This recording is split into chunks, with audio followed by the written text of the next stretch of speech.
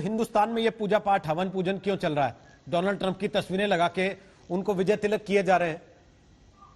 किस लिए? फिर कोई भी जीते भारत के लिए तो एक सा ही रहना है उसको, क्योंकि भारत कोई छोटा मोटा देश तो है नहीं जिसके प्रति आप अपना नजरिया व्यक्ति बदलने के साथ बदल लेंगे। क्योंकि जो डोनाल्ड ट्रंप के साथ हमारे रिश्ते हैं, पहले जब आए थे 4 साल पहले, तब तो ये ऐसे मालूम चल रहा था जो पता नहीं कौन है, क्योंकि पॉलिटिकल एनिमल तो है नहीं, कोई सेनेटर तो रहे नहीं है, कोई कांग्रेसमैन नहीं रहे हैं, कोई गवर्नर नहीं रहे हैं, उनकी पोजीशंस के बारे में कुछ नहीं मालूम है क्या करेंगे। परंतु उनके साथ भी प्रधानमंत्री मोदी ने जब वो गए वहां पर जून 2017 में, बड़ी अच्छी उनसे मेलजोल सांठ गांठ हुई और भारत के हितों को आगे ले जाने के लिए वो उसमें वो बड़ी अच्छी तरह चले गए। इसीलिए मेरे विचार से कुछ तो लोग मैंने देखा अखबारों में बड़ा हवन कर रहे हैं वो कमला हैरिस के लिए। कमला हैरिस को अपनी भारत की बेटी समझते हैं वो कहते हैं। हालांकि मेरे विचार में तो कमला हैरिस भारत के हित में ना कभी कुछ बोली है। वो आगे चलते हुए जब वो अगर उसका वहां पर होगा, अगर उपराष्ट्रपति बन के वो आती हैं तो तब उनका क्या रवैया होगा मुझे नहीं मालूम है। परंतु अभी तो भारत के हितों के विरुद्ध ही वो थोड़ा बोली हैं। जब प्रमिला जयपाल का केस हुआ था, हमारे विदेश मंत्री ने उनसे मुलाकात करने से इनकार कर दिया था। रोहित जी, अगर आप मुझे इजाजत दें, मैं थोड़ी सी बात कहना चाहती हूँ, जो आपने बहुत अच्छा ये आज डिस्कशन किया है।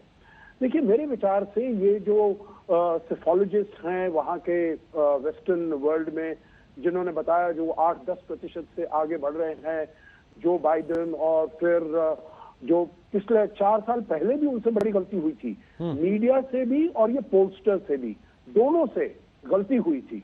और उन्होंने कहा जो इस बारी हम ये गलती समझ गए हैं, क्योंकि पिछली बारी हमें नहीं मालूम चला था, जो ये व्हाइट लोग हैं जो कि अनएजुकेटेड हैं, जिनके पास डिग्री नहीं है, उनका हमें नहीं मालूम था जो वो इतने ज्यादा मात्रा में आकर वो वोट करेंगे, तो वो वहां पर आ गए हैं। परंतु इस बारी हमने उनको उसमें लिया है, अपने कंसिडरेशन में लिया है। तो अभी जो हमारी पोलिंग है 8-10%, वो बिल्कुल ठीक है।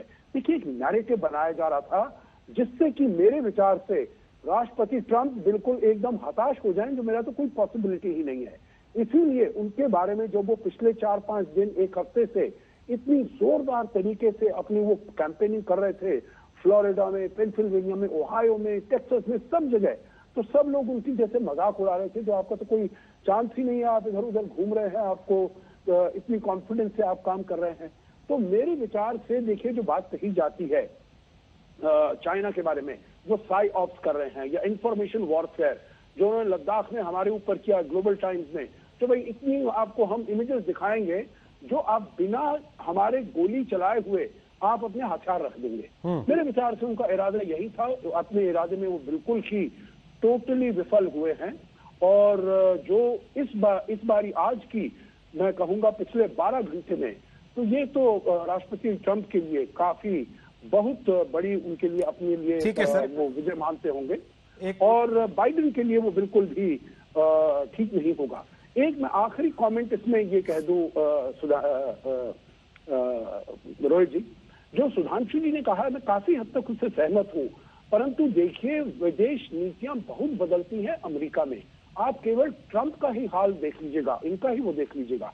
वो जब आए, जो कुछ बराक ओबामा ने किया था, चाहे वो ट्रांस पैसिफिक पार्टनरशिप हो, चाहे वो पेरिस अकॉर्ड हो, क्लाइमेट चेंज हो, चाहे वो ईरान के साथ नीति हो, चाहे वो नेटो हो, सबको उन्होंने एकदम धराशायी कर दिया। एक मुद्दे को नहीं किया, वो था भारत के साथ अपने रिश्तों को, भारत के साथ अपने रिश्तों को ऊंचाई पर वो लेते गए।